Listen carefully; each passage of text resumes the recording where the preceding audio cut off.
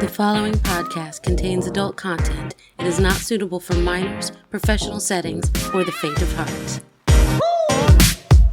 The stories you're about to hear are recorded live at Petra's in the historic Plaza Midwood, Charlotte, North Carolina.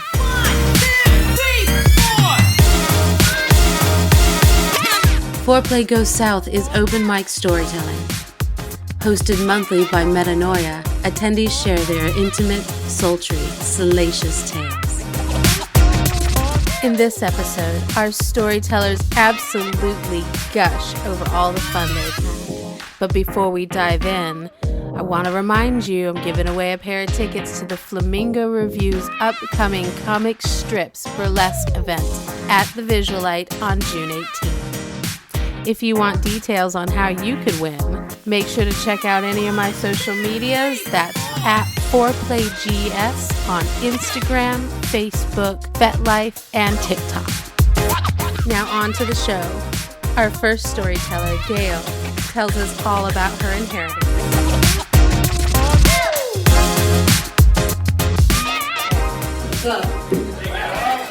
So, let's get straight to it. This is not a story as much as it is a panel. How do we feel about squirting? Yeah. You know what? That was my, because I used to, fuck a lot of random people in my early 20s. Now I'm in my late 20s. And I'm doing monogamy and I'm happy, which is cool. So that's nice that it worked out. But when I first started sleeping with my boyfriend, it was about 2.5 years ago. And I'm like an avid squirter. Like, I've always kind of known that about me. Like, I scared myself. But all my partners before, I would be like, I'm sorry what I did to your bed. And they're like, that's right, baby, I'm gonna go cook you some dinner. They're like, I'm proud of you. So it was really weird that I'm having sex with this guy, and I am just like, whoosh. And he's just like, what the fuck? I'm like, I thought you'd be happy.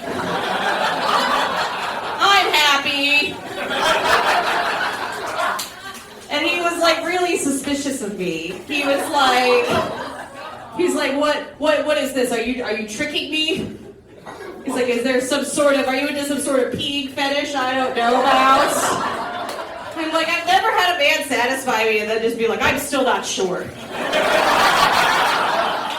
He's the first person I heard a spoon feed and be like, you did a great job, baby. But he's grown to love it. But after the experience, I went and talked to my mom because we had a really big fight, and I lived with my mom at the time, and I was noticeably sad.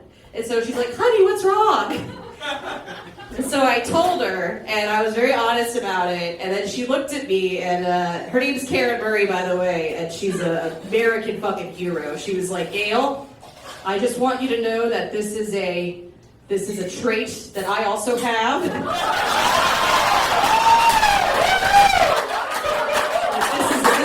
This is hereditary to you.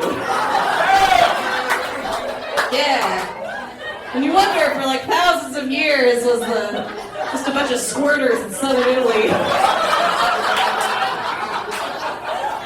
So yeah.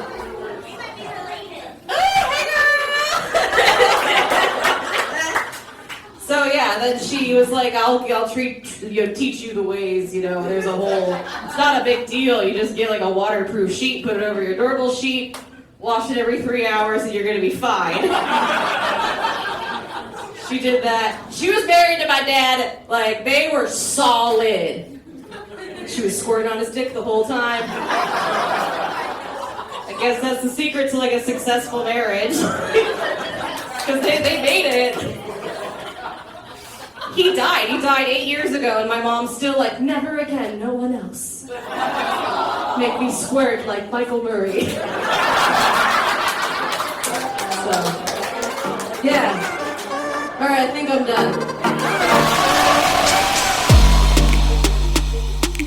In this next story, Sky Princess becomes a hot commodity at Burning Man. Okay, so I was here last month, and I told you guys I was going to have shoulder surgery, and I did.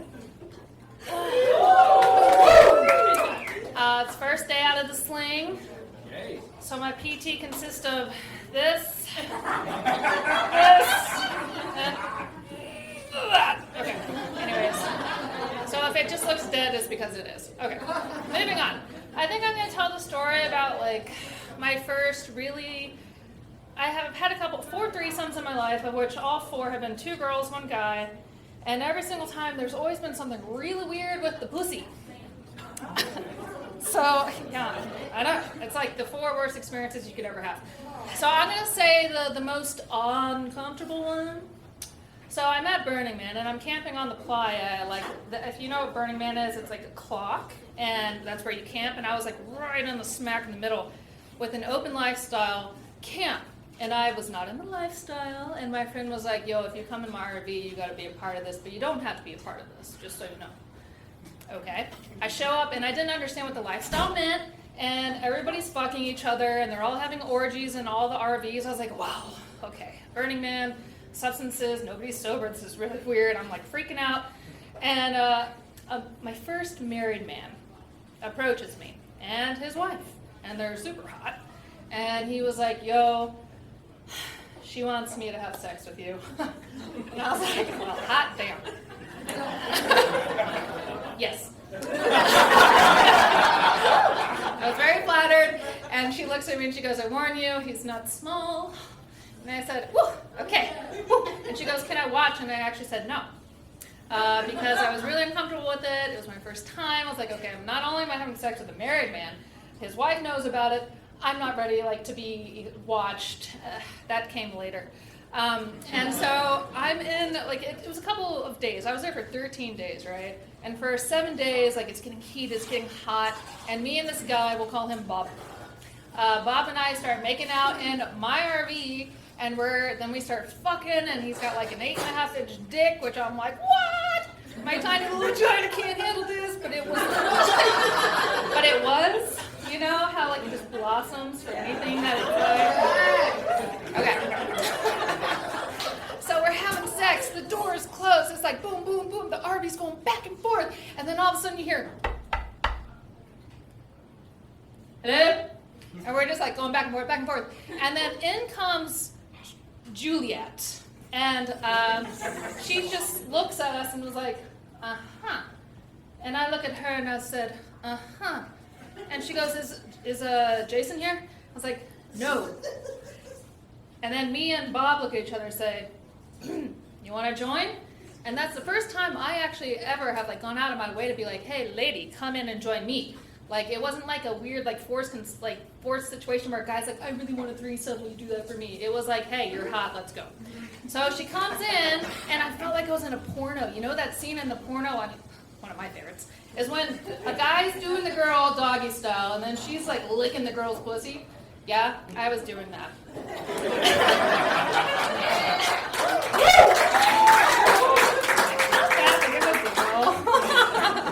But I was, like, doing it, and I wasn't against it. I usually don't like it, but I was like, okay, I'm liking it. And she's like, oh my god, I never come, I'm gonna come. I'm like, fingers? And she goes, yes! And so I went, bloop, bloop. And he's like doing me from behind. And in the middle of our threesome, he goes, oh my god, this is so hot. This is the first threesome I've ever had without my wife. Fuck! And I was like, oh, okay. And then all of a sudden you hear her go, don't stop! And she just came. And mind you, it's kind of dark because the lights were off and we had all the blinders on. And it was the middle of the day. But she came, and then all of a sudden, I was like, something smells like iron. Are you on your period? And she goes, no, I'm not supposed to start for like another 10, 12 days. It's like, turn the lights on. Blood everywhere. Everywhere. And she looks at me and she goes, oh my god, I'm so sorry. And was just like, oh fuck.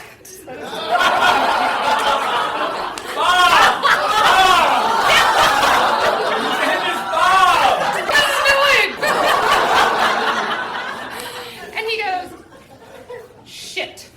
I said, no, this is blood, bitch.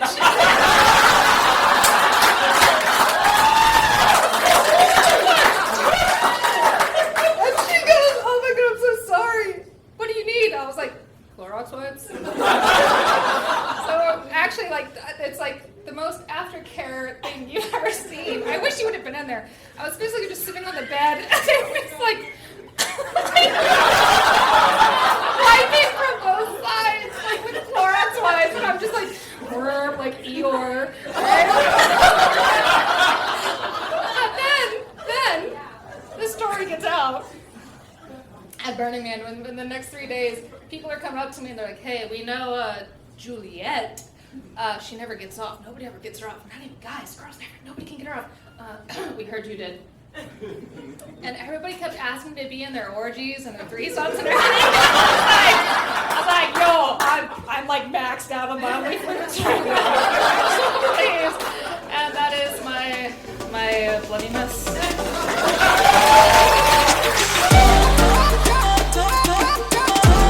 Up next, Kaya takes a moment to enjoy a little self-care.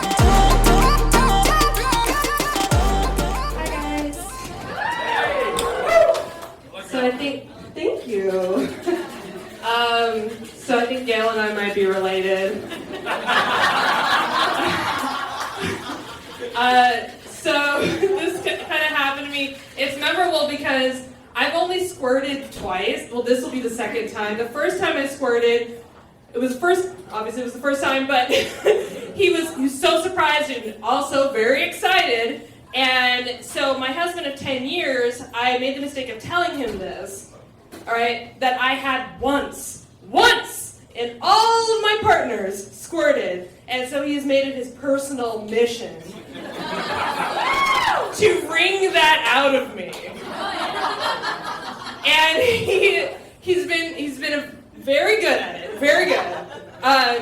But I'm still better with my hand. And it's nothing against him, it's just, it's efficient, and I only recently started masturbating, like in the last 5 years. I know, I'm sexually repressed. And so I remember getting my first vibrator. She's pink, pretty standard issue, little, for the clit, and then, the insertion. And normal, not like an alien dick or anything, just like regular human penis. Anyways, so I finish up an erotica novel or fantasy romance. I finished up that, and while the book was terrible, there was plenty of sex scenes that got me nice and riled up. So I pull up ye old Pornhub. I open an incognito tab on my own phone. and I open Pornhub, and I find myself a wonderful anal video. I think they're married. Good for them. And I get to town. I get to work. Sorry, I'm going to town.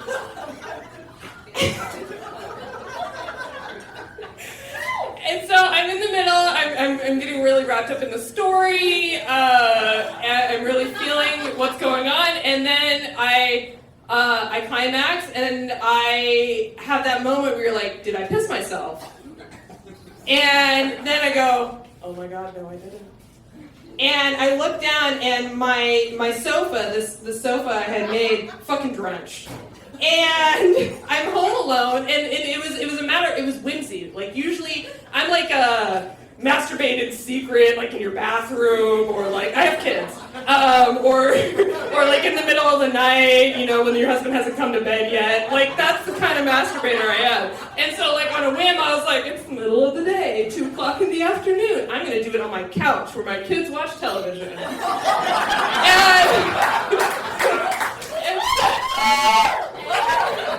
So I climax, I spill everywhere, and then I look down and I realize I had broken my vibrator. I came so hard that it snapped in two. Okay, I think it was its time. Also, like my mother, I keep my vibrator where you're supposed to, which is in the shower. Per her.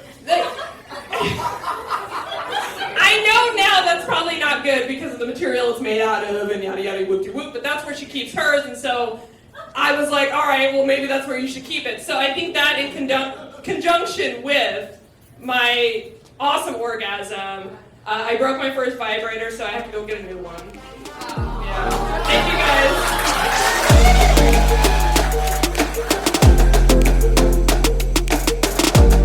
We're wrapping up this episode with Flamingo Review's very own Delilah Disco, discovering an old flame with a new attitude.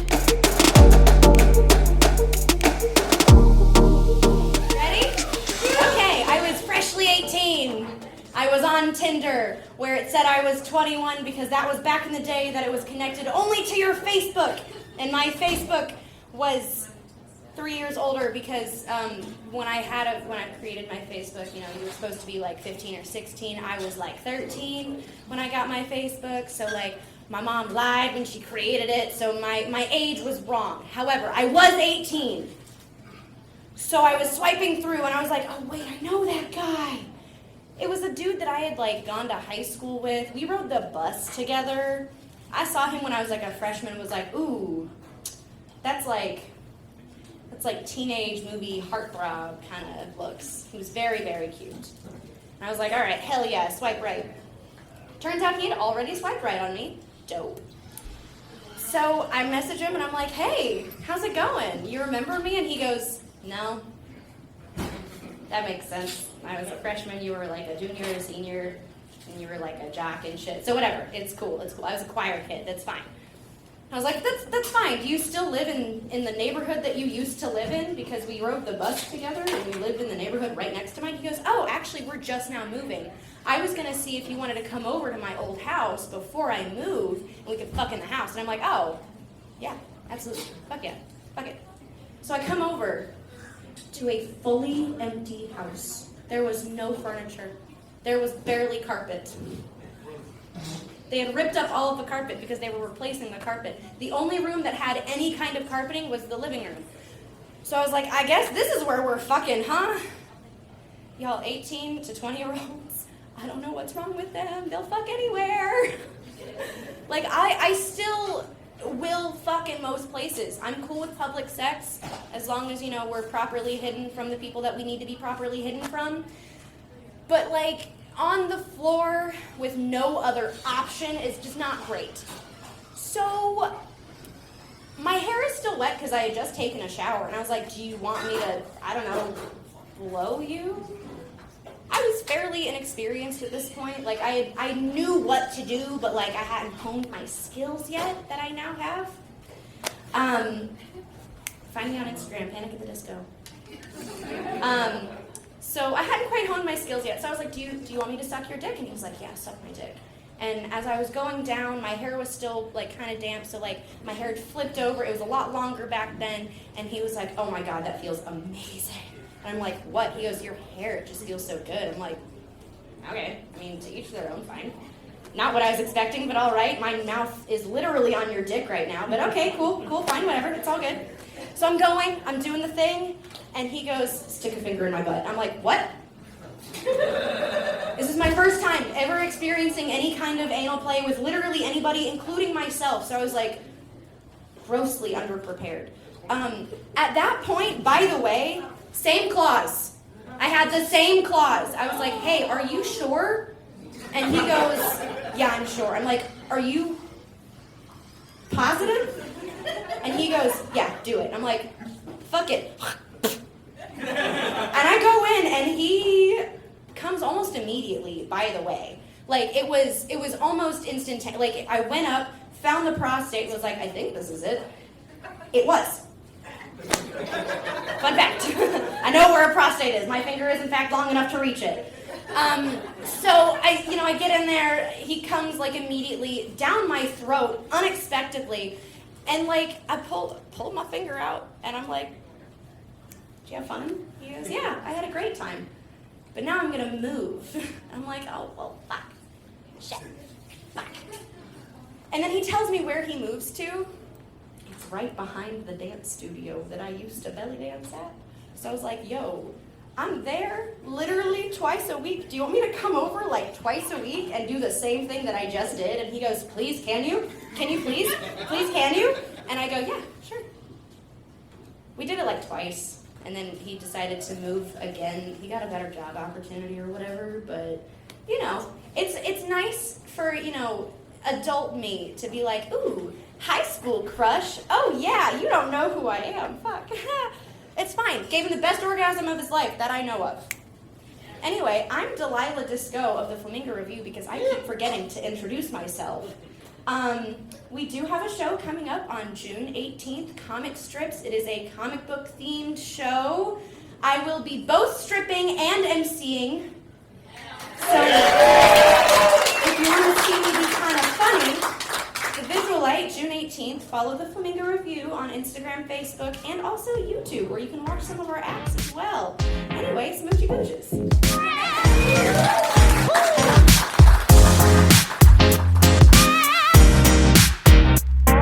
This episode of Foreplay Goes South podcast was recorded and produced by event host and podcast creator Metanoia.